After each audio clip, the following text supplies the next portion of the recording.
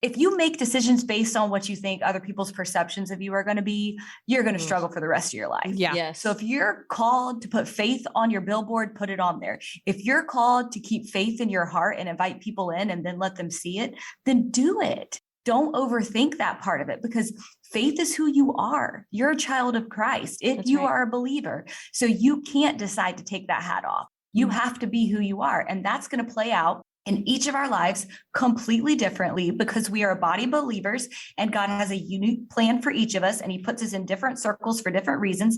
And my circle might not want me to come in Bible bashing, and somebody else's circle might need them to come in doing it, Yeah. So you got to think about that.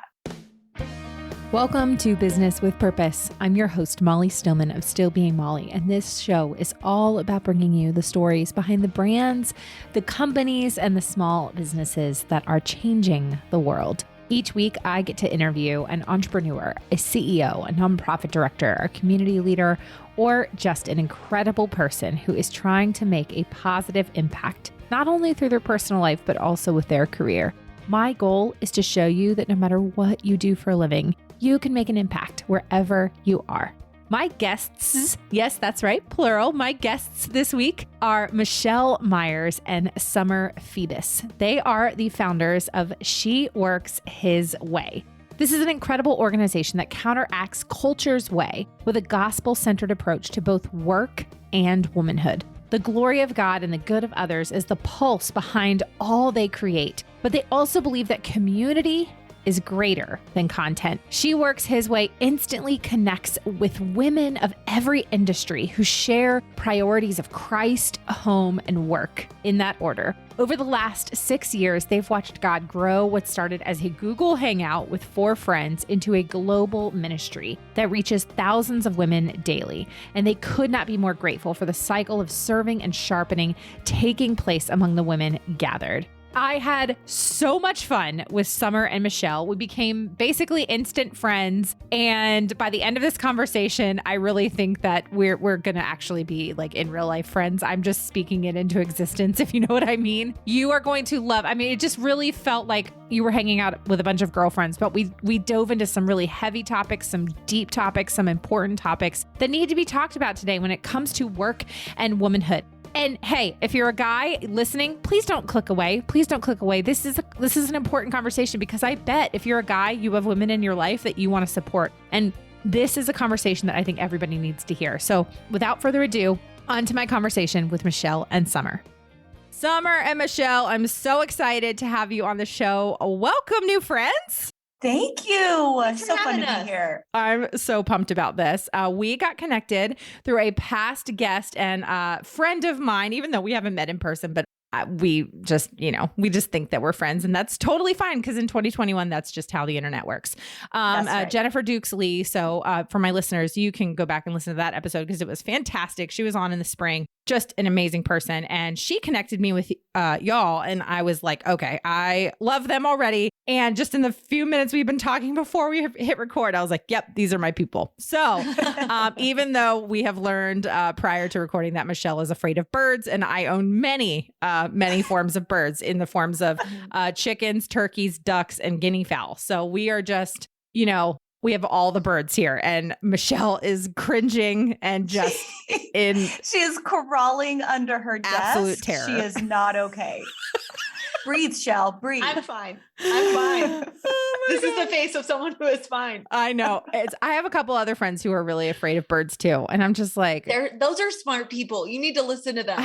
Okay. Real quick, before we dive into this, I just need to uncover this. Maybe we need to have like a little podcast therapy session here, Michelle. Michelle, can you explain to me, like, what is it about birds that are so terrifying? Like, I just am genuinely curious.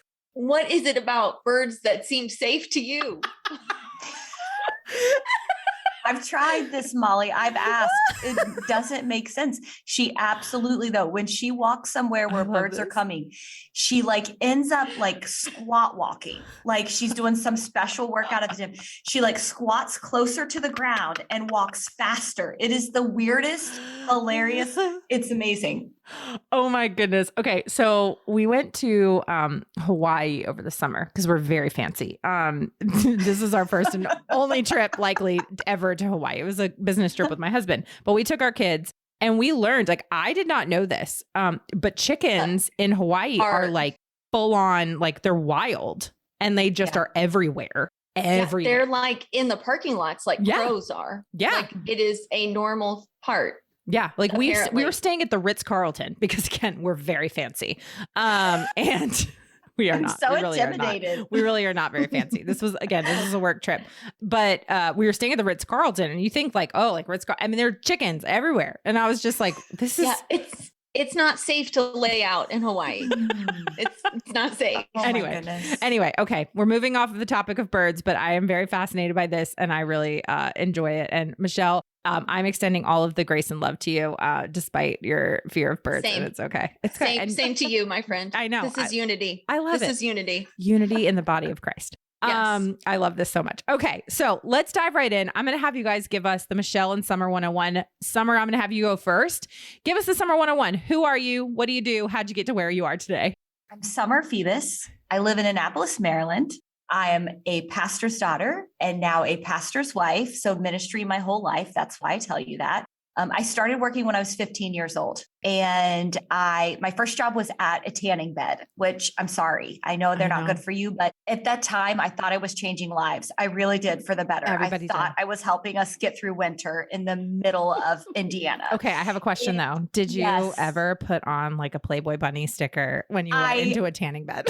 Absolutely did. And then I was terrified my father would see it. Terrified. Oh my goodness. All women above the age of 34 know exactly why I just asked that question. So I'm just 100%. And just so you know, I didn't know that it was the Playboy bunny. I just thought it was a cute little bunny with a tie on. Had no idea. All of us did. Yeah. Mm-hmm. Really big Learned fan it of this. later. Okay. Continue. So anyways, yes, I was a beautiful deep bronze orange for all of my proms. I was fantastic. But I started working and I loved it. I remember the first night. I remember solving problems. I remember the first paycheck. I remember thinking, do I need to go to school because I believe that my tanning bed owner needs me more?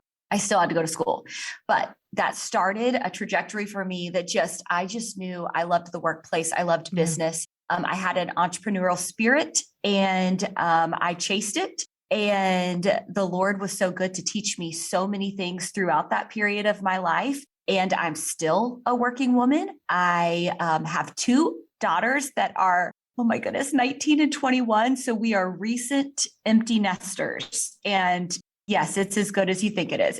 It's pretty sweet. They're still very expensive though. So don't get jealous yet. Financially, we are not empty nesters. But yeah, we live in Annapolis, Maryland. I am super passionate about the local church. And so I serve here alongside my husband. And then as she works his way with the bestie, Michelle. So that's awesome. I love it so much. And you, by the way, do not look old enough to be an empty nester. I'm just throwing that out there. Not even remotely. So let me give you my best life hack. So what you see today, in case you're listening and you can't see me, I have like a little beanie on, like some people in some parts of the country call it a toboggan, a beanie, whatever you want to call it. Okay. And it's covering my forehead. I also cut bangs and I'm telling you, it's way cheaper than Botox and no wrinkles. Like you don't see them. I mean, they're there. They are deep. They are deeply rooted in my head, but you don't see them. So there's your life hack, guys. Try bangs. Every time I think of bangs, I think of like cutting bangs. I think of, isn't it Legally Blonde when she's like, she got bangs. Her hair's so now. Your hair is so now. Your hair is so now. Summer. Yeah. Big fan. Thank you, girl. Thank you so much. Oh my gosh. Your hair is so now. But yeah, you look amazing. And I love this so much. Okay. Michelle, give us the Michelle 101. I feel like I need to apologize. If you're a bird person, I just want to tell you I'm sorry. Okay. Anyway, I'm a lot more than just a bird despiser. I am more. I assure you. I love it. Let me convince you. I love it. So I'm Michelle Myers. I live in Asheville, North Carolina. I am also a pastor's daughter who married a pastor. Look at that. I know. Cool, we right? have 3 kids. My oldest is 10 and my youngest is 5. I have 2 boys and a girl. So I am not an empty nester yet. We are not bored in this household. It is spirited around here. It's spirited. And so fun. Too. Yeah. Yes. So much fun. And so I felt called to ministry, felt the Lord calling me to ministry when I was in the 7th grade. I had no idea what it meant because I was like, I am pretty sure that I'm too young to make this decision. Yeah. And I spent kind of the next years of my life loving and growing in the Lord. And there was this tension when I graduated college because I got offered a job and it was a good job. It was in pharmaceutical sales and I loved it. And I was volunteering at my church, but there was this question in my mind of, am I doing what God wants me to do? And so I ended up quitting my job and going to seminary because I was like, I need to learn more. And maybe if I show up and really immerse myself in what ministry is, then I will know what God wants me to do with the rest of my life. And I graduated seminary and started working in network marketing, which is what everyone does with a seminary degree, right? Yeah, absolutely. Yeah, it's what everyone does. And I constantly felt like I had these two facets of my life. I had the church ministry circle and the writing circle and the faith part. And then I had this business part, and they were always separate until I landed in a spot where I finally combined them for the first time. I had a portion where it was like, okay, wait, what? Hang on. And I realized like, they're not separate. Yeah. Like work and ministry are not separate, but I separated them. That was on me. And so I started bringing my faith into my work from in a loud open door perspective. And I realized like, I need you to know that if you are listening to this and you are a Christ follower and you're like, well, I own a business, but I don't put that I'm a Christian loud anywhere. That doesn't mean that you're not in ministry. Yeah. Being in ministry is about where you are. And so owning that and realizing that work was part of where God had called me, and owning that and helping other women see that as well is where She Works His Way came in. So She Works His Way started as a Google Hangout with 4 friends, Summer being one of them. And so there was no intention when we started meeting of this is going to grow into a ministry that other people are going to be a part of. It was a conversation that 4 friends needed to have. And that is how we got here to where She Works His Way is today. That's so cool. Okay. There's a couple of things that you said that I really want to unpack. But before we get to that, break down for me what She Works His Way is for the listeners and like what the goal of it is so that it gives some context to what we're about to talk about. She Works His Way is a discipleship community for working women. Yeah. And so we essentially exist to encourage and equip you to stop compartmentalizing your faith and to bring Him into every area of your life, to give Him control, to give Him the reins. That's what His way means, of realizing that I'm here for His purposes and everything else is a sidebar.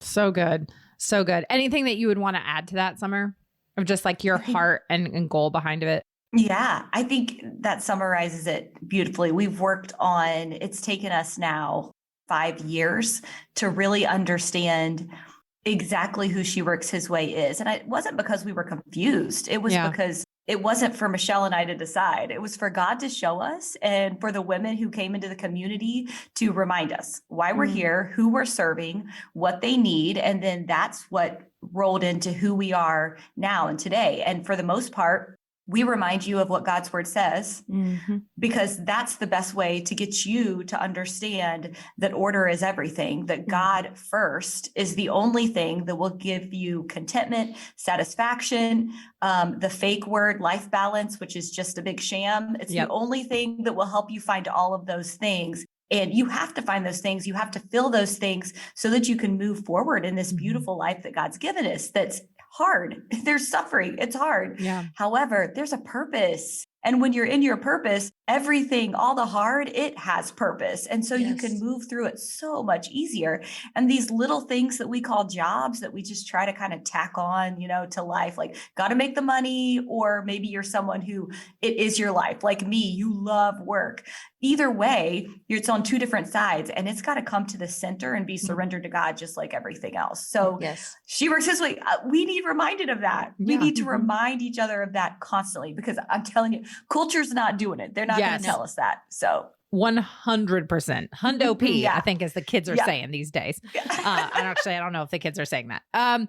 Okay. So one of the things that you said, Michelle, that just really struck me, and I think it's just because this particular piece of this topic has been really top of mind for me in the last couple of weeks. And it's one of those topics it's been ruminating in my mind a little bit and just kind of wrestling with it, because I feel like I know what I believe about it, but then I hear something different. And that was when you were talking about, a lot of times people go into work and they separate their faith from their work. Or you see entrepreneurs who are believers, but they feel like they cannot incorporate any faith into their business and stuff like this. And so, in fact, this morning, I was listening to a podcast, and I'll eliminate the name of the company because I don't want people to get distracted by the company that they were referring to. But it's a very large, very well-known company. I guarantee you everyone listening to it has heard of it. And it is a large for-profit company, and the founders are believers, and very often, mix their and incorporate their biblical values into the company, like culture and mission and all that kind of stuff. And the people that were talking about it were believers, but they were talking about how they felt like it was messy, and that they didn't necessarily love that faith and that it was being used as an excuse to like make a profit. And I realized that there's like nuance there and all that kind of stuff, but I feel like there's kind of two prevailing mindsets. And one is like, oh, it's totally fine, incorporate your faith, like don't be afraid to make money, all that kind of stuff. And then other people are like, you're a selfish, greedy person if you use your faith as an excuse to make a profit, and who are you to use Jesus to make money? So there's like two ends of the spectrum here, and everyone can kind of have their own opinions. But I feel like kind of what you were talking about is like, it's almost like we become Christians and we get like afraid of saying like, I want to make money. Like that makes like us like a bad person or something. I don't know. So I realize that this is maybe a horribly worded question, but it's really top of mind, this particular piece of this topic to me. So I'd love if you could kind of speak to your experiences when it comes to this idea of like mixing faith with profit and like being a for-profit business. Right. So I think the answer is it can be done well and it can be done poorly. Yeah. And so it's not this is always the case situation. I believe that what we have to think about is what our motives are. Mm-hmm. And if my motive is that I'm bringing the gospel into this because this is the biggest stretch of influence that I have, and I want people to understand what guides my life, what is the framework for every decision that we make and everything that we do here, and then accompany that with actually living it out. Because it's one thing to put it on your company website. Mm-hmm. It's another thing to actually live it out, which is not going to ever be done perfectly because we're incapable of that. But that means that when you mess up, you fess up and you own it and you apologize and you work to make it right. And so I think that there is a way to say I'm just not separating this part of who I am because it's a big reason of why I'm here. Yeah. Now, if you're putting that on there because for wrong reasons, and there's probably many of them of I'm attaching this because somehow I think that I don't know, gives me a pass, or I have a wrong view of God, or I mean, there's so many reasons why it could be brought in for the wrong reason. And that is between someone and God. But I think this goes back to, you can be just as bold in your faith without having to put it on your website. Mm-hmm. it's not a matter of what's right and wrong. It is a matter of conviction and how God leads you, because that's the beauty of walking in the Spirit and being better together, for lack of a better term, is that when it's not a formula, but a relationship, then it puts us in different places to be able to reach more than we could if we were all like cookie cutter of one another. Right. Yeah. So that's a great perspective. What about you, Summer? I believe that if faith is who you are, then it is what you do. You're going to have a really hard time compartmentalizing it to begin with. So I think with starting the question with how do I compartmentalize this is the issue. I think we have to start the question with what's something that Michelle just kind of mentioned in passing. What is your view of God and who are you? Because if I am a believer and if I know who God really is, then I can't just take off that hat. That's going to be very hard for me to be in community with God, walking in the Spirit with God. It's going to be very hard for me to just take that hat off. I mean, think about if you're a mom, you don't go for a certain part of your day and decide you're not a mom anymore. Right. Even if you're not at home doing laundry and cleaning up and making beds and doing bath time, you are still very much a mom. It still changes the way you behave. It changes the way you see things. It changes the way you make decisions. Our faith is that much bigger. Our faith is that much stronger. So in terms of attaching it to you as an entrepreneur, not attaching it, whatever it is, I think the question is, what are you called to? What is God asking of you? And then you step in obedience to whatever that is. And if he's calling you to be a sneaky Christian, and I mean that in a lovingly good way. I owned a fitness studio for about 10 years.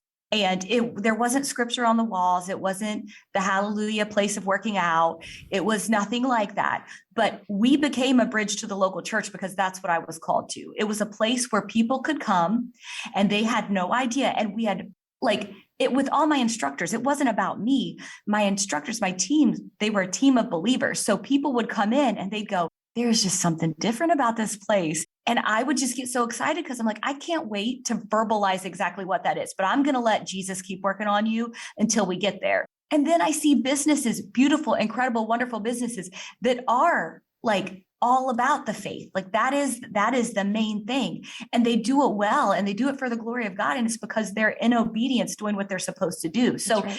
I mean, if you make decisions based on what you think other people's perceptions of you are going to be, you're going to struggle for the rest of your life. Yeah. Yes. So if you're called to put faith on your billboard, put it on there. If you're called to keep faith in your heart and invite people in and then let them see it, then do it. Don't overthink that part of it because faith is who you are. You're a child of Christ. You are a believer. So you can't decide to take that hat off. You have to be who you are. And that's going to play out in each of our lives completely differently because we are a body of believers and God has a unique plan for each of us and he puts us in different circles for different reasons. And my circle might not want me to come in Bible bashing and somebody else's circle might need them to come in doing it, Yeah. So you got to think about that. Yeah. You guys bring up a couple really good points. And one, I love that analogy that you said. It's just like, you can be doing other things and you're still a mom. Like it influences what you do. That was so good. And Michelle, one of the things that you said just reminded me of, actually right now I'm doing a study in the Gospel of Matthew and we're going through right now the Sermon on the Mount. And one of the things, like, as you really start to break down the different things that Jesus is teaching about, and even when he starts to get into more quote unquote, like controversial topics and things like divorce and adultery and all these kinds of things, murder, what Jesus is really talking about is that those outward actions are a reflection of the inward heart problem, the inward heart issue. So like, you murder somebody, that is the outward action of the inward, either hate or anger that is within your heart. So what he's really trying to get at is just eliminating that sin that's in our heart, the things that are in our heart, and like looking at the fruit. What are the fruit? And so it kind of goes to that point of, yes, you can absolutely intermingle your faith and business and profit but really looking at the motives. And it really highlights sort of the nuance of it. It's not a black or white issue. Like it's just, there's a whole lot of gray. And so really figuring out what are your motives behind whatever it is you're doing in business. Like, is it that you just want to make money? And so you are using your faith or Christianity as like oh, well, that's going to like make me more money. And it's like a prosperity gospel type thing. Or is it that you have a motivation to share the gospel with people and share your faith with the world? You're using business as an outlet and as an avenue for that. And then also like, not that we should criminalize or not demonize like wanting to make money, because the reality is people who are believers and are good with money, who make money, can then do good things with money. So it's like, it's not money that is the evil. You know what I mean? It's like what we do with it and our heart. And anyway, I'm rambling here. Clearly I have lots of thoughts about this. It makes so much sense. Yeah. Yeah. Okay. So, are there any other thoughts on that before I kind of like move to the next thing? I don't want to cut anybody off. That's a dangerous question. There are so many thoughts. We do have lots of thoughts, but I can leave it where I'm at. Okay. Yeah. So one of the things that you guys talked about at the beginning was how you both had jobs really young, which I also had a job really young. And I feel like that is like less common these days. Like I started working, for sure, like illegally, like before I ever had like a work permit for my dad, probably at 8 or 9, and then worked for him at a golf course when I was like 10 and 11. And then I think I got my work permit when, I guess, what's the earliest you can get it, like 13 or something like that.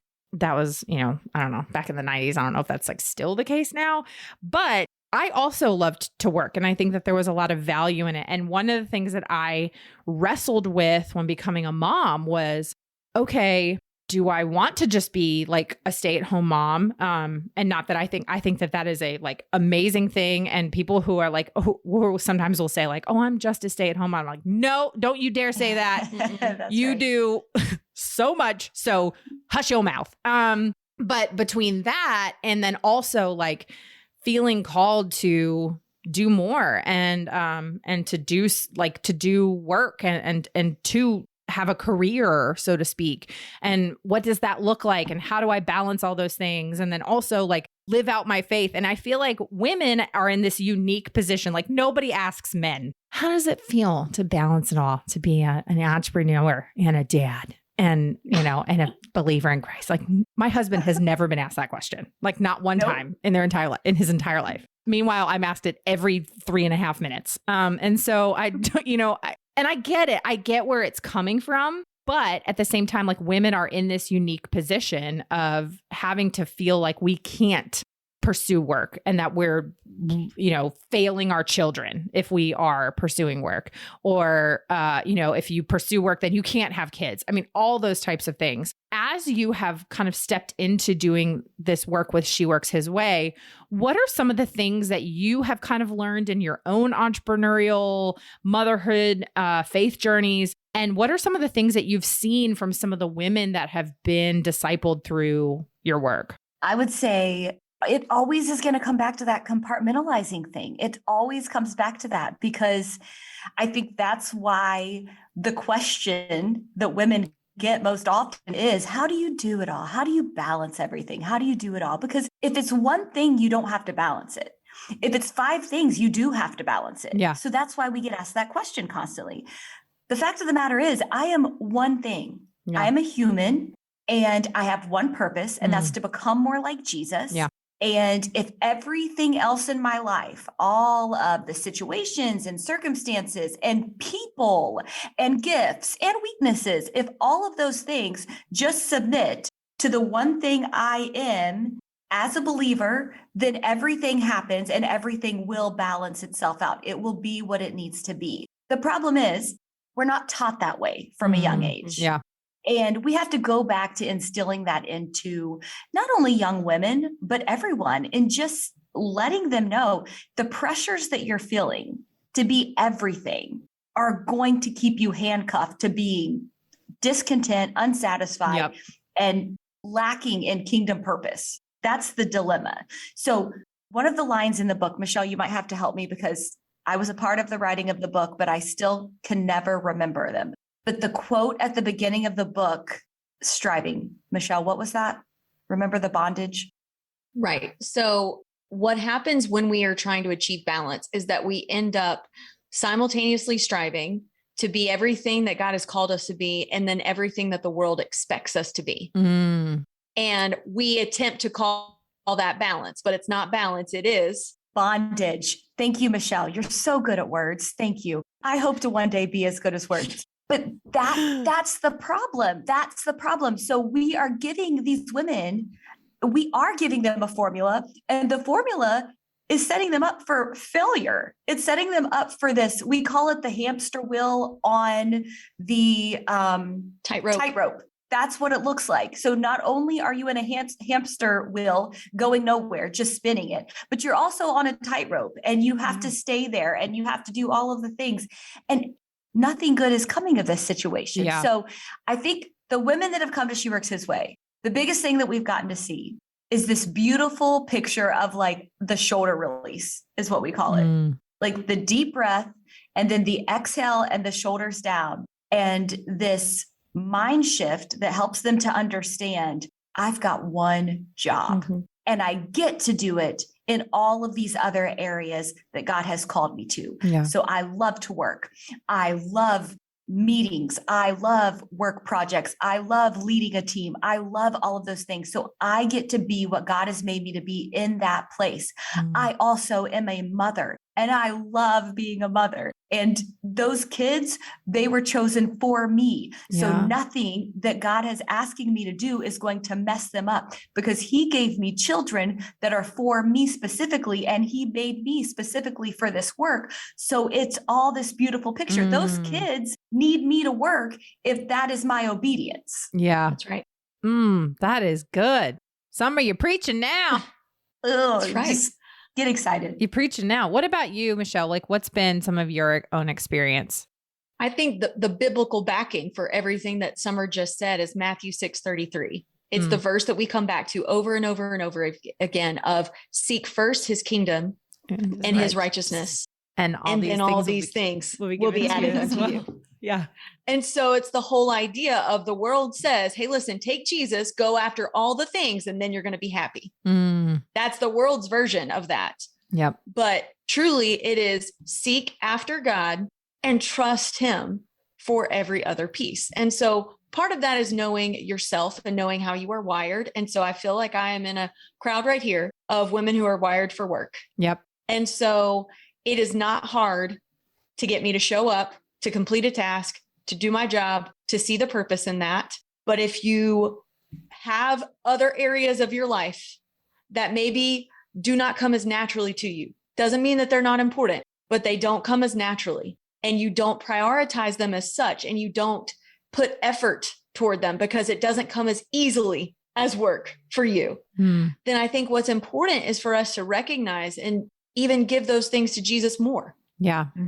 And to say, hey, I recognize this in me, that I can run toward what is seen and what is convenient and what is measurable and any of those other things. And so, Jesus, I need you to help me to see the unseen. I need you to help me to see the stuff that's hard to measure, the area where productivity has such a delayed response of if what happened worked or not. I need you to help me see that. I need you to be in the moment. I need you to open my eyes to recognize that it takes my effort. I'm going to have to intentionally choose. And so it is this constant surrender. Yeah. Of not a one-time thing of, okay, this is my new priority order. And so here we go. It is going to be a daily, hourly, momentarily, second by second decision to say, okay, Jesus, I'm all yours.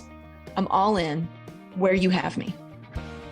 I'm going to take a quick break from my chat with Michelle and Summer to thank our partner of the show, and that is Mama Suds. As you know, Mama Suds helps label-reading moms create a safe and non-toxic home for their family by creating synthetic-free household cleaners. And one of those cleaners is Mama Suds Fine Linen Soap, which is the best thing since sliced bread. Wash your high-quality sheets, linens, delicates, and organic fabrics with a fine linen soap to keep them looking newer and softer longer. You can use 3 to 4 capfuls for a high-efficiency machine on a delicate cycle, or use 4 to 6 capfuls for regular machines on a delicate cycle. Just head on over to mamasuds.com and use the code Molly for 15% off your order.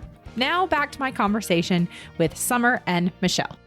You know, the other thing, I mean, and obviously, we talk a lot about in Bible study just about the upside down kingdom that Jesus came to preach and to share with the world, and how, you know, but all of what he taught is still relevant today. And for so many reasons, and God's word is living and active and breathing. And so much of what you guys talk about with, you know, really trading the lies of the world for the truth of of our Father, and the challenges, the unique challenges that women face as mothers and wives and, you know, working women and believers. Like, it's just all these different things that the, you know, culture says to chase one thing, and how the typical approach to business or entrepreneurship, or even like motherhood these days, it's like everything is quick,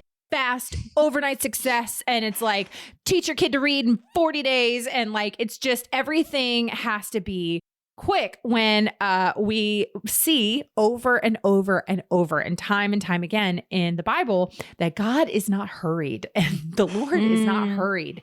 And a friend of mine spoke this over me and my husband just last week. He was just like, the kingdom of God is not hurried. It's never hurried. And you have to take time and patience through just something that we're praying through.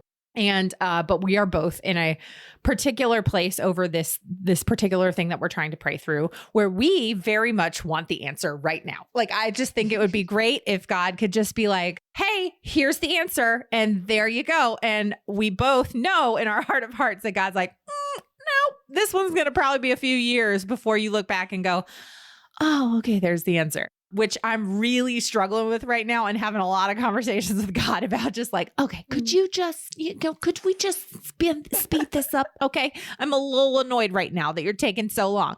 But I think in business, especially nowadays, everybody's looking for the quick overnight success. Everybody's looking for the thing that is going to catapult their business. And like, you see so many books that are like, you know, how to make $100,000 in the next 90 days or whatever. And it's just all crap. It's just crap. And, but we see so much of what you guys are doing is kind of, again, shifting those priorities and beginning to think about the long view, and what can I be doing right now in my business, in my own personal life, in my walk with Christ, and my family, that is going to be, you know, really digging those deep roots, that then will withstand the coronaviruses of the future that I hope don't exist. And the things that, you know, would normally topple a business, but you're building those, you know, those good foundations, and the same thing can be applied in your marriage and all that kind of stuff. And so, you know, all that to say, and I ramble all of that just to say that I think that it can be really hard to counter that narrative of the culture of the quick, fast, overnight success with, like, I think of Eugene Peterson's, like, A Long Obedience in the Same Direction. It's one of my favorites. I just read it 2 weeks ago, which is why it is so like, good. It's so good. And it was written, like, you know, I don't know what, like 20, 30 years ago, something like that. And is just, I was like, okay, I need to read this like 4 times a year. But that is one of those things, is just this long obedience in the same direction of just continuing being faithful in everything we do, and pushing back against the culture of fast and quick. So I say all of that to ask, what are some of the things that you have found in your own lives, and as you coach and work with other women who you're working with, what are some of the practical things that you kind of tell them to give them the tools to equip them to push back against that narrative? Well, we believe in the local church. Yeah. So it's the first place we send women. And that's because community is vital to our lives as believers and to us being able to live out our purpose. Culture is loud. Yep. And there is so much information coming at us constantly. It is overwhelming. It is loud. It is disturbing. And we're desperate to be inspired. we're desperate for motivation because we're so overwhelmed by information that our brains are cluttered. And so we're at a point where we just need someone to tell us what to do, which is why we grasp on to every piece of personal development, every book that tells us what we can do in the next 40 days and all of that. We're just drowning in information. To that point, really quick, I heard a statistic last week that blew my mind, and maybe y'all know this, but it blew my mind, is today we consume more information before our feet hit the floor in the morning. So like when we wake up, we turn over, we look at our phones, we consume more information in the first like 15, 20 minutes of our day before our feet hit the floor than our grandparents' generation did in a month. And which there we have it, ladies just and gentlemen. Like, that is mind blowing. But another stat to add to that is that the average person encounters 2,500 calls to action every day. Yeah. I'm 2,500. 1,000,000% believe it. And to your point, both of you, I was saying like yesterday. So by the time when we are recording this, we just had Halloween, and yesterday, it's been a really hard just couple of weeks with some personal stuff going on, and my brain is done. It's just done. Mm-hmm. And I said to my children, because we live in the country now, so we can't just like go trick or treating in our neighborhood because we don't have a neighborhood. And so I gave my kids a couple options of what we could do for Halloween and for trick or treating. And I got to the point where because my kids are 8 and 5, and they could not decide. And I literally looked at them and I said, I have decision fatigue and cannot make any more decisions. My brain is incapable of making any more decisions. I'm going to go in my bedroom and I'm going to go lay down. I'm going to go take a nap. And when I wake up from that nap in 20 minutes, you're going to have decided. And they still hadn't decided. And I was like, that's it. I can't take it anymore. But it was like my brain was physically unable to function anymore and could not, just the synapses could not fire to make any more decisions. So I think it really especially speaks to your point, Summer, of just like, we're just faced with, and we have too much information, just too much. And our brains are just like, nope. No, we were not created for this. Correct. We were not created for this. Yes. And the amount of information coming our way, it disturbs us. Yes. And it can be good information and be a part of the contribution of our downfall. Yep. Truly, not to be dramatic, but this is where we're going. So many times, I think some of the counseling sessions that we have had lately, my first step in helping any woman to find contentment, find satisfaction, find Jesus is informational fast. And this is interesting because I'm coming to you on the platform of a podcast and I'm telling you about a book that was written. So but every woman sitting here right now, we want the best for your soul. That's and if the best is for your soul is for things to be quiet around you, then turn this off right now. Well, maybe finish and then turn this off right now. Yeah. No, I totally get it. Oh man. What about you, Michelle? My brain drifted towards 1 Timothy 6, where Paul writes and he talks about how godliness with contentment is great gain. And I think that oftentimes we try to pursue one or the other to where we think that we can get great gain by godliness, but not being satisfied with that and still wanting more and being intrigued by what the world has to offer. And then the opposite is also true. If we are thinking that we're content in everything that the world has to offer and we have no need of God, that's not going to produce great gain either. Yeah. And so I'm certain that there are people who are listening who are not sure what they believe about Jesus. And I think that I would just ask you, like, when you look at the world, do you look at it and you go, you know what? That works. That is working. And this is producing brilliant humans that are doing incredible things, that are living their best life. Mm-hmm. Because I don't think any of us look at the world and think that. Mm-hmm. We look at it and we see that it is easy to recognize that it's broken. Yeah. And that is something that we as believers, like, we're told that it's broken and we're told why it's broken. We're told that we're part of the problem and that Jesus is the solution. Mm-hmm.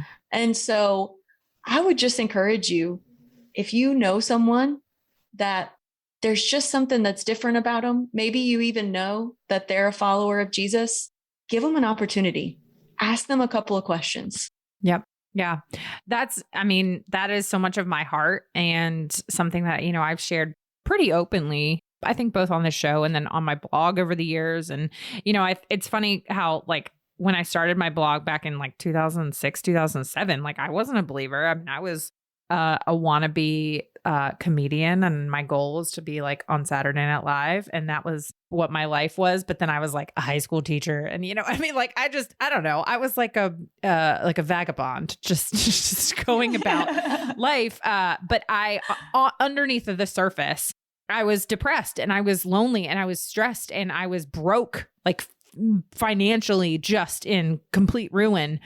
And I was doing all of the things on the outside that the world said I needed to be doing to be quote unquote successful.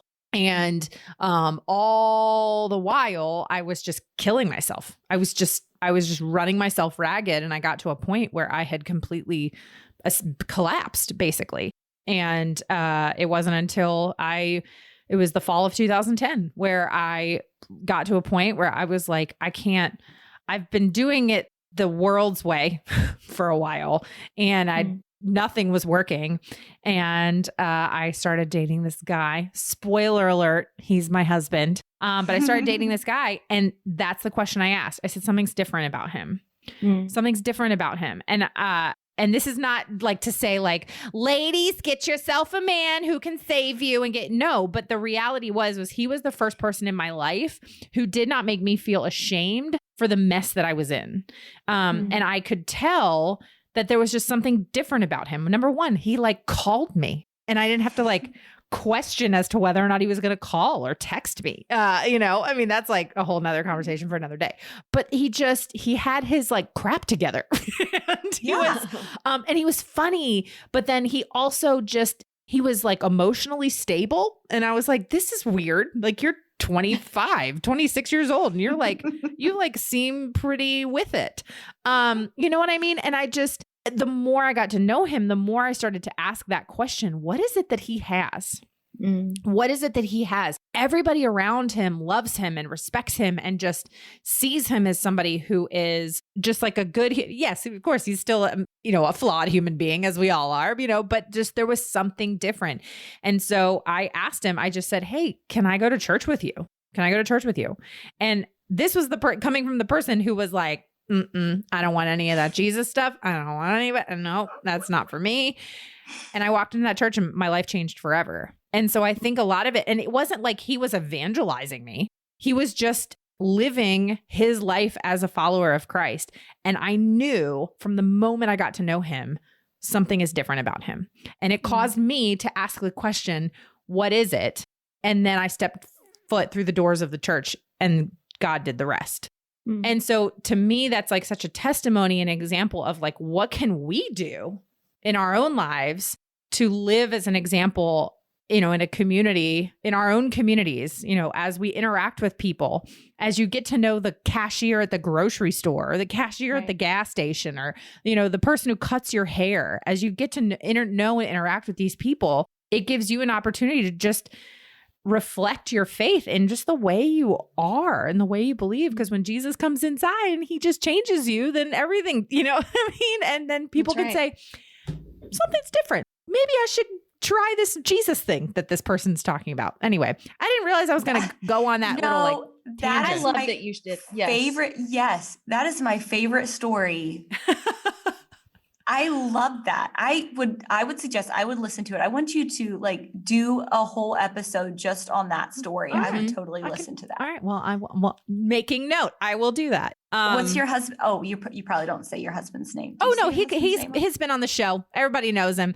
Everybody loves him. His name's John. He's the best. John. Yeah. Oh, he's John's real funny. My favorite. I ever met him. Yeah, I'm pretty biased, but he's like tall, dark, and hunky, and like he just loves Jesus, and he's now also my hot farmer husband. So, but that's not like what he does for a living. He just anyway. But it's funny because when he is a guest on my show, my listeners are always like, those are like always my most popular episodes, and I'm like, should you just host my podcast then? Well, he also like we met working at a radio station, and he he's a financial advisor now, but he originally wanted to like go into sports broadcast and radio broadcast. So he has this like really deep radio voice. And so people always really like his voice because he's a very deep, like radio voice. Natural radio voice. Yeah. So I like your interpretation of it. This is my I have loved all of your accents and yes, there have been quite a few. They have been my favorite. So animated. My Saturday Night Live. I was going to say, it's your SNL skit right here. It's coming out. I'm taking you for an audition. We're doing it. It's my former comedian life that comes out. Now it just manifests itself in Instagram reels and I'm okay with it. It just is what it is. Anyway, but I just wanted to echo that and tell that story as like a real life example of what you're saying is true. And that is effective. And a lot of people think like, oh, well, I need to go out and I need to evangelize and I need to like, stand in the middle of a campus and hold up a sign that's like, you're going to hell if you don't, I'm just being honest. Like, no, that is not the way to do it. The way to do it is to create relationships with people and to be out there living and, modeling these behaviors. And this is what we need to be doing with our kids. Like you can't, like the reality is that your kids are watching your behaviors. Your kids are watching your prayer life. Your kids are watching whether you're serving in church or not. Your kids are watching whether or not your actions match up with what you're telling them to do. And I'm preaching to myself here. But it's something that I've been really mindful of because I can see it so clearly in my kids now, that they emulate what they see. And my daughter now says like, well, she's in that stage where she wants to be like 4 things when she grows up, and they're all like massive full-time jobs. And I'm like, okay, like one's like, I want to be a professional soccer player. I want to be a kindergarten teacher, a famous singer, and a preacher. I'm just like, okay. I love her already. Yes, she is so much. There's a lot of personality in that little one. But that's like, but when she said about a year or so ago, and she's 8 now, that she wanted to be a preacher. And I was just like, where did that come from? Like, I don't feel like most 7-year-olds are walking around being like, I want to be a preacher when I grow up. And she's like, well, I see what you do, Mom, and you get to tell people about Jesus all the time. And I was like, okay, maybe I'm doing something right. You know what I mean? And I think it just speaks to your point of this all meshes together. Our work, our family, our faith, when we're seeking God, seek first his kingdom and his righteousness, and all these things will be given to you as well. Like it matters. This work matters. Does. This work really matters. Does.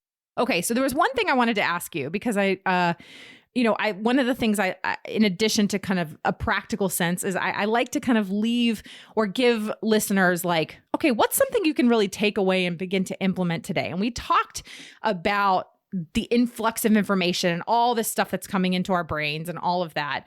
And we don't know what to do with it. I don't think, is it both of you or one of you has kind of a 3-step guide to productivity for your brain? So when your brain is having like that moment of, it's mush and I have analysis paralysis. What is sort of your practical advice for when your brain gets in that mode and you no longer know what to do? Okay. So I am not naturally amazing at productivity, which is why it is ironic that is what I do for She Works His Way. And we have created a planner and all of these things, but I think it comes from a place of where I had to learn. So I hope that this helps. We just take 3 simple steps here. And the first one is the brain dump, which spiritually speaking is just the surrender of everything. Like we get so overwhelmed, and overwhelmed personally for me is my kryptonite. Like it sends me to the couch in my sweatpants with a bag of chips faster than anything. 100%. Yes. Can I get a witness? Okay. So overwhelm can be defeated when everything is surrendered. And the practical thing that you do, if you're wanting to be productive, maybe you're listening and you're not a Jesus person.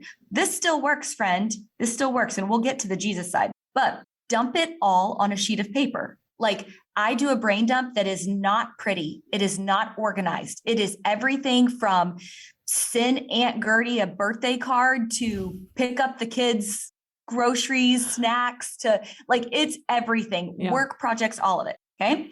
All of the things that come to your brain at 2 a.m. and you feel like I need to do this. Okay. Always when you're trying to fall asleep. It does. And this is going to eliminate that. And what really this productivity hack is for is better sleep. You're going to email me and you're going to say it. Mm-hmm, yes. Yeah. Mm-hmm. So you're going to do this brain dump and you're going to do it weekly. Okay. Weekly. Then the second step is you categorize the brain dump. So now you do get to organize your brain dump. Now you get to organize it by the different places in life. So I have 4 categories that I go to. I have my home category, my career category, my like big projects, because they need their own thing. This is why we never finish anything. Like if you're writing a book, you don't write it all in a week, right? And then the 4th category is what I use for myself as like my local church, because I serve as a high capacity volunteer. So you could put anything in there. You categorize all the different items there. And then step number 3, which this is the most important step because it is where the magic happens, is you schedule it in. So you look at your categories, you take all of the things off your list and you plug them into your following week. And you know your brain and you know yourself. So if you're someone who needs a 9 a.m., 9:15, 9:30, 9:45, then my friend, go in there and plug in your to-dos. If you're more like me, and I would stay in bed if that was what my schedule looked like. What I do is on Monday, I put all the things that I want to accomplish. And on Tuesday, all the things. And I make sure that everything that is inside of my categories gets plugged into a place. It's also a really beautiful way to go, okay, I can't fit everything. Realistically, I cannot fit all these things into my week. Then you get to say, what do I quit? Bob Golf, I love him. He quits something every Thursday. That's what he says. That's his key, right? If it doesn't fit, quit something.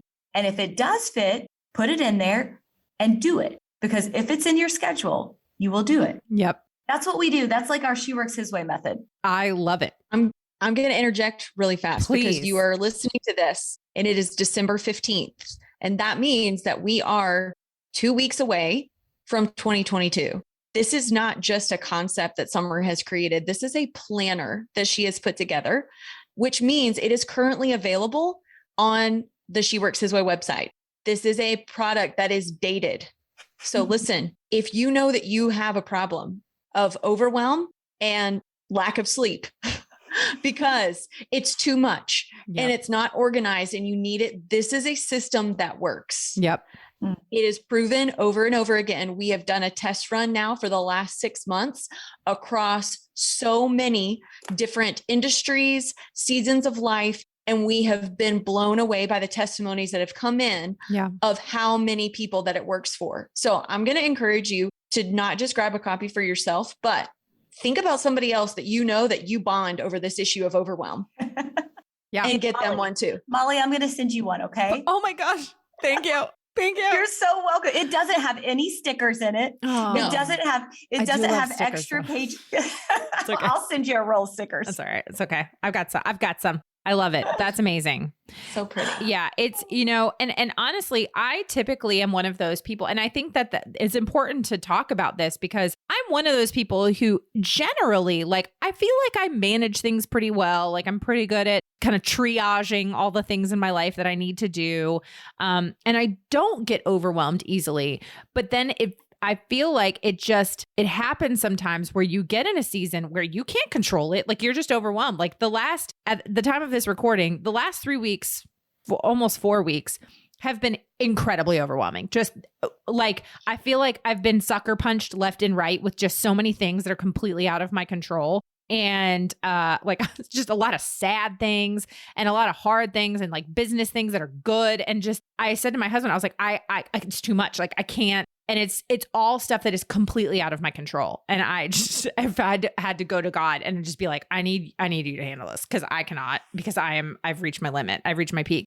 But I think that is an important thing for us to talk about is sometimes a lot of that overwhelm that we feel is completely out of our control. Like we cannot control if there's something happening at work or if there's something happening at home or if a family member is sick or, there's church drama or whatever it is. Like, I mean, all of the things that can then just like, it just seems like it's like this ticking time bomb that just, they all happen at once. And so giving yourself the tools and also the permission to just take it to the Lord and be like, Heavenly Father, help me. Help me now, Jesus. You know, There's another voice. There's another voice. I grew up in a church just like that. I hear it. Help me I now. hear it. That took me back to my childhood. Listen, there is and I wish I could give credit to whoever this was. I don't know where I heard this from. However, I heard the greatest help when you are feeling anxious, which I think it relates so much to being overwhelmed. So when you're experiencing anxiety or anxiousness, that if you make a list of all of the things that are overwhelming you and making you feel anxious, but then this is my favorite part, because I never heard this part. You cross out all the things you have no control over. Ooh. And he was speaking to just a secular audience. What if we circled all the things that we didn't have control over? And then we made a conscious effort to surrender those to the Lord. That's and right. then the other things, they go in the planner. They go in the to-do list. But we take a minute to write it all down and then make an effort to say, I cannot control that. Because if we don't say it out loud, if we don't acknowledge it out loud, we're going to try to control it because it's who we are. That really ministered to me. Thank you. You're just as like welcome. this current season that I'm in, not to like throw out a Christian-y word, but like, it's just this, like I said, the last month, I think I reached my limit of just like, okay, there's a lot of this stuff that I can't control. And I need to like write that stuff specifically down, and I need to circle it. That is, Yeah. I really need to do that. Okay. Can I just encourage you really quickly? please? Reaching your limit is a beautiful place, Yeah. because when you reach the end of yourself, it's the easiest place for you to be able to understand where God is and who God is. 100%. So many times I think we're trying to experience God while also trying to be as important. Yeah. That's me. I'm not projecting that, but that's what I do. Yeah. And so I think sometimes when we get to the end of ourselves, like I know when I get there, I'm like, why did I not get here faster? Yeah. Yeah. And I think about like the last 11 years in my just walk with Christ is like the times in my faith journey that I have gotten closer to the Lord and my faith has strengthened have been in times where stuff has happened that it has been completely out of my control.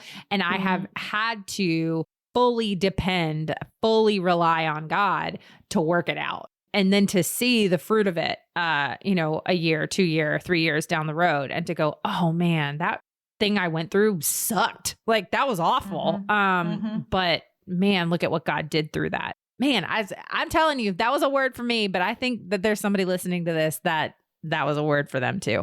Okay. So I could clearly talk to you guys all day because we're already friends and I'm like busting out accents that I don't even realize. So it just is what it is, but we're going to transition a little bit. And for the listeners, by the way, I will make sure to have Michelle and Summer's information in the show notes, links, where you can get the book, how you can connect with She Works His Way, all the details, as the Southerners say, the details, not details, but details. And they also eat at restaurants. And, anyway, these are the things that are said in the South. See, here we go.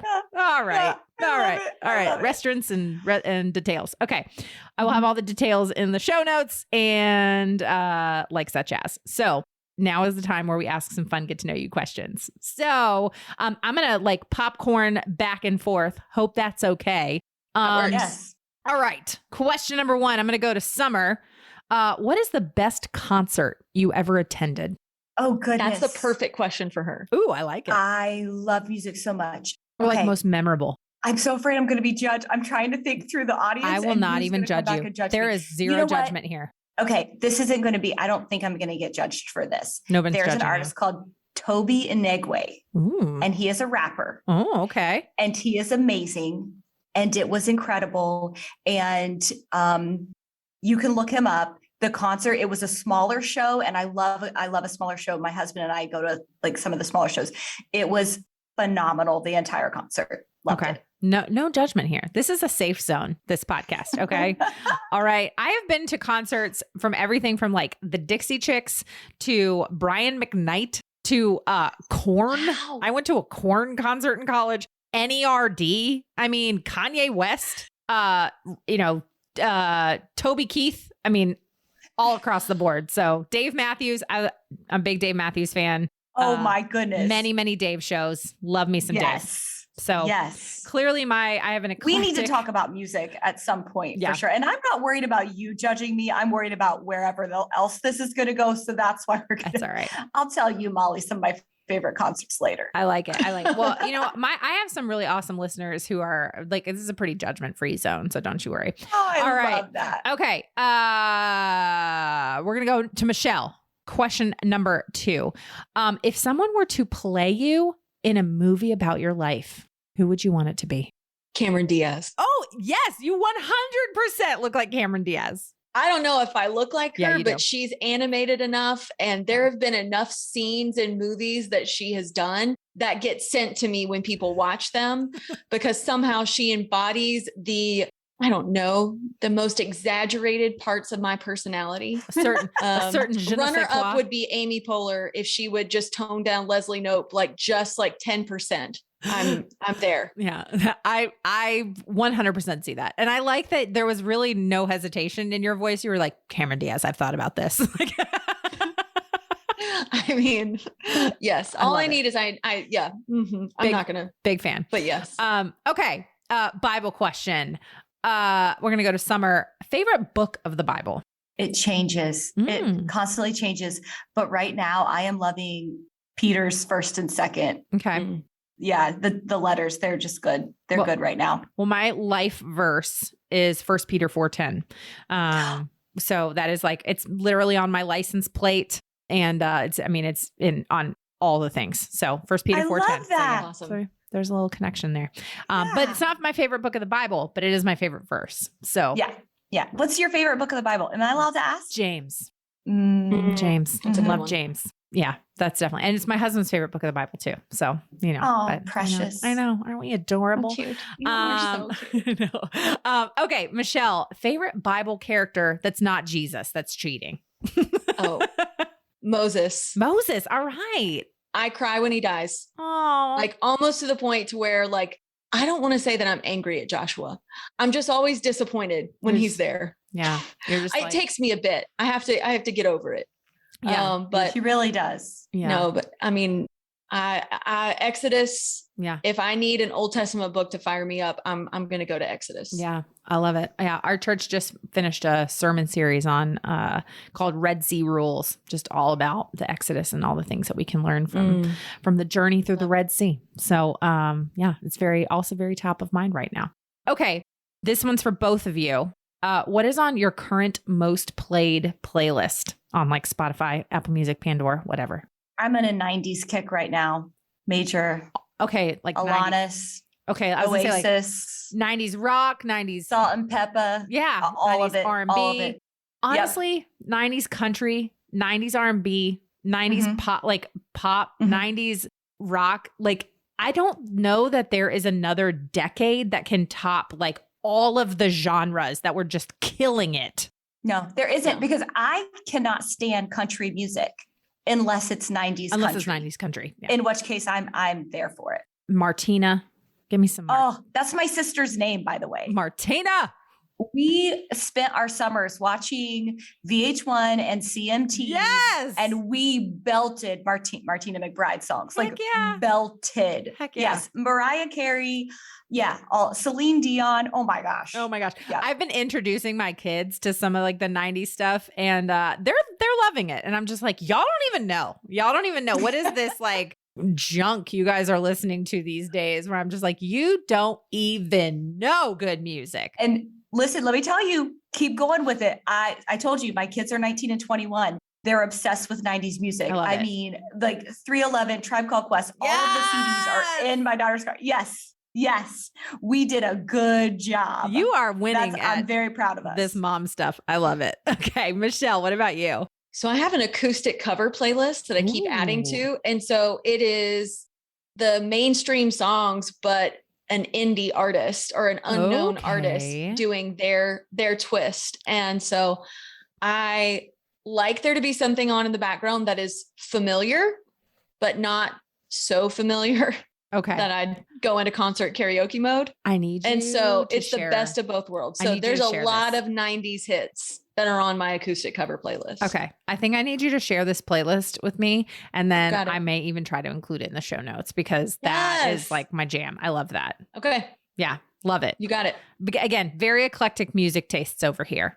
So whereas my husband is basically just country and classic rock. That's like all he likes. And it's like older country. He doesn't like the newer country stuff either. But it's like country and classic rock is pretty much all he will listen to. Whereas like, I'm like, whatever, I'll listen to what, like, there's like very few genres that I don't like. Anyway. Okay. And then my last question is the question that I ask all my guests. And that is, what does it mean to you to run a business with purpose? I think it's to show up every day serving people first and foremost, that people are the point. Yeah. That when you love them well, you will be successful, whether that is in the world standards or it is just for kingdom standards. You've just got to go and you've got to love and you've got to serve. And if you walk every day like that in whatever business it is that you're in, whatever work that you do, you will be so fulfilled, so content, and so excited to get up the next day and do it again. Mm-hmm. So good. And I'll just build on that and say that the greatest enemy to a business with purpose, I believe, is the masses mentality. And so the second that it becomes more than one day at a time, one person at a time, that's a dangerous road to mediocrity, to purposelessness. And truthfully, like, if you will serve the person right in front of you and do the task right in front of you and not allow yourself to think about how everything needs to be mass produced, you will continue to run a business with purpose. So good, y'all. This was a fantastic conversation. I'm so grateful that you guys came on the show, put up with my accents, and just shared your heart with so many incredible people. And I'm just thankful for the work that you're doing. It's important work. Keep going. Thank you. Thanks, friend. Friend, I would love to know what you loved about this episode or something that you learned. Find me on social media. I'm at Still Being Molly or at Business with Purpose Podcast on Instagram and Facebook. And don't forget to use that hashtag Business with Purpose Podcast when you're sharing the show with a friend. Thanks so much for listening to this week's episode. If you are a first-time listener of the show, welcome. Be sure to check out the archives for past shows featuring so many incredible entrepreneurs, business owners, community leaders who are changing the world. If you are a regular listener of the show, thank you. Thank you for your support. Thank you for tuning in and week out. Be sure to head on over to Apple Podcasts, Spotify, Google Play, Radio Public, Overcast, Stitcher, basically wherever you get your podcasts. Click that subscribe or follow button. To click that button means you will never miss a new episode of the show. And while you're there, would you take a moment to just leave a review? Would you take a moment to maybe share one of your favorite episodes with a friend? Leaving a review, sharing the show with a friend. It is totally free for you, and it is the biggest help for me in the entire world. You have no idea how much I appreciate it. It just also helps me to know what you're liking and how the show is impacting you. As always, this show is produced by the incredible team at Third Wheel Media. Thank you so much for listening. Now go do something good with purpose, on purpose.